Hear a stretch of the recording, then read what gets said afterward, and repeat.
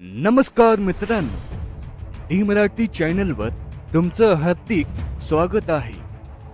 आजच्या या विशेष व्हिडिओमध्ये मी तुम्हाला पौष महिन्यातील पौराणिक कथा सांगणार आहे। ही कथा केवळ एक साधी गोष्ट नाही, तर हिंदू धर्मातील प्राचीन पुराणामधील घटना, महत्त्वपूर्ण व्रत, उपासना, सण उत्सव आणि त्यामागील गहन तत्वज्ञान याचा विस्तृत संग्रह आहे। मी तुम्हाला पूर्ण आणि खरी माहिती देईन। चला सुरुवात करूया पौराणिक महिन्याच्या मूळ व्याख्येपासून। हिंदू धर्मात प्रत्येक महिन्याला स्वतःचे एक विशेष आध्यात्मिक आणि पौराणिक महत्त्व आहे। चैत्र महिन्यापासून सुरू होणाऱ्या हिंदू कालचक्रातील 10वा महिना म्हणजे पौष महिना। या महिन्याला छोटा माघ असेही म्हटले जाते। थंडीचा कडाका आणि सूर्याच्या उत्तरायणाची चाहूल देणारा हा काळ भक्ती आणि साधनेसाठी अत्यंत पवित्र मानला जातो। पण तुम्हाला माहित आहे का, पौष महिन्याला शून्य मास का म्हणतात? या महिन्यात शुभ कार्य का वर्जित असतात आणि या महिन्याशी संबंधित कोणत्या महान पौराणिक कथा आहेत? आजच्या या विशेष व्हिडिओत आपण या सर्व प्रश्नांची उत्तरे जाणून घेणार आहोत। पौष महिन्याचे नाव आणि खगोलशास्त्र।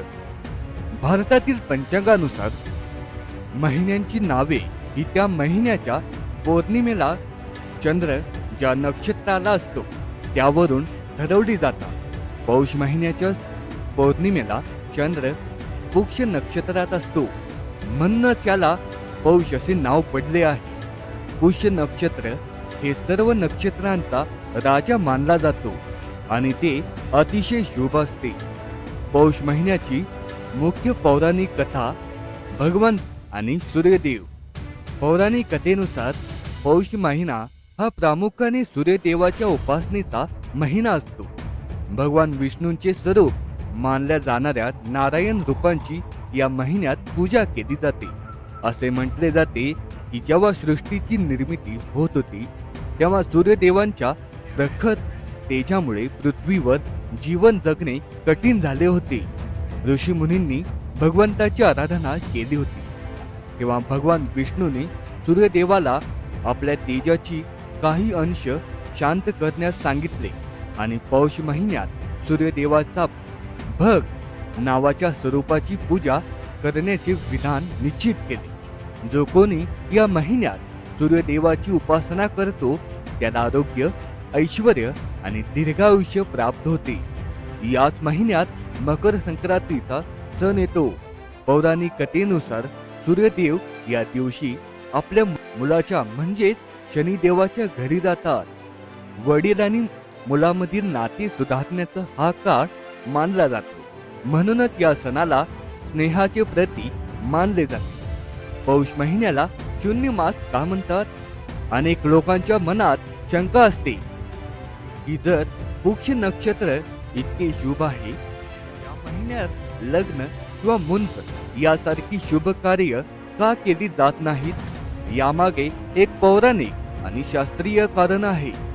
पौष महिन्यातील सूर्य हा धनु राशीत असतो।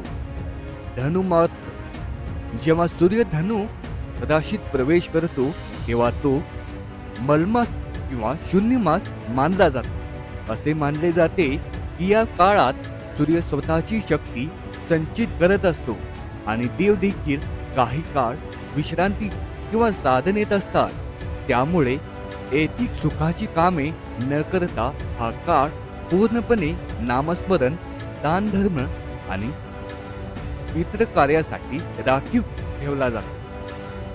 पौष महिन्यातील महत्त्वाचे सण आणि त्याचे महत्त्व। 1. सफल एकादशी।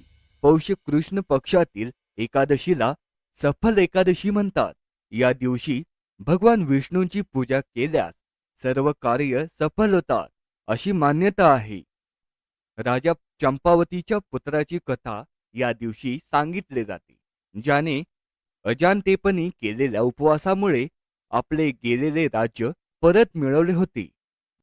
2. शाकंभरी नवरात्र। पौष महिन्याच्या शुक्ल पक्षातील अष्टमीपासून पौर्णिमेपर्यंत शांकभरी नवरात्र साजरी केले जाते. जेव्हा पृथ्वीवर मोठा दुष्काळ पडला होता तेव्हा देवीने आपल्या शरीरातून अनेक भाज्या आणि फळे निर्माण करून जगाची भूक भागवली, अशी ही एक रहस्यमय कथा आहे. 3. मकर संक्रांत हा या महिन्यातील सर्वात मोठा सण. सूर्याच्या मकर राशीत प्रवेश होणे म्हणजे अंधाराकडून प्रकाशाकडे जाणे. या दिवशी गंगा स्नान आणि तिळगुळाच्या दानाला अनन्यसाधारण महत्त्व आहे. 4.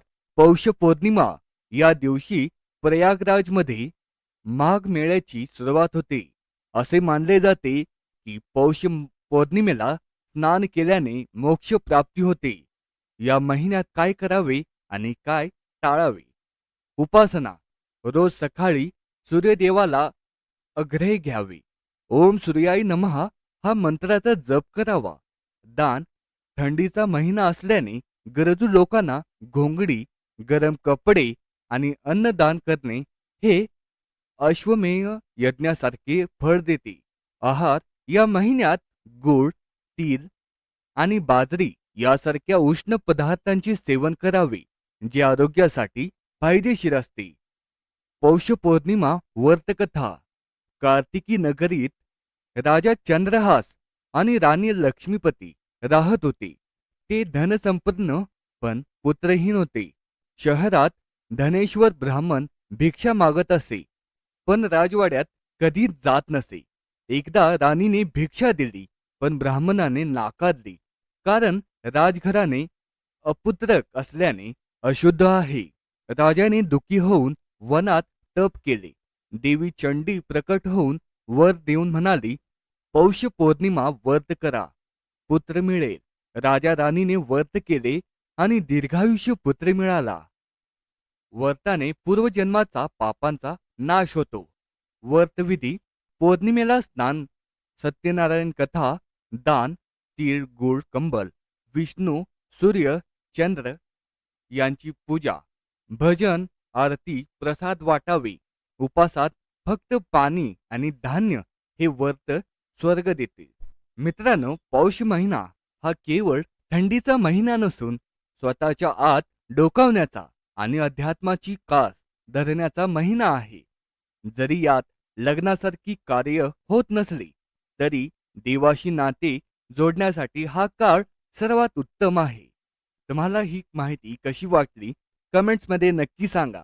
जर तुम्हाला हा व्हिडिओ आवडला असेल तर लाईक करा. तुमच्या मित्रपरिवारासोबत नक्कीच हा व्हिडिओ शेअर करा आणि आमच्या डी मराठी चॅनेलला सबस्क्राईब करायला विसरू नका. भेटूया पुन्हा एका अशाच माहितीपूर्ण व्हिडिओमध्ये. तोपर्यंत पाहत रहा डी मराठी. धन्यवाद.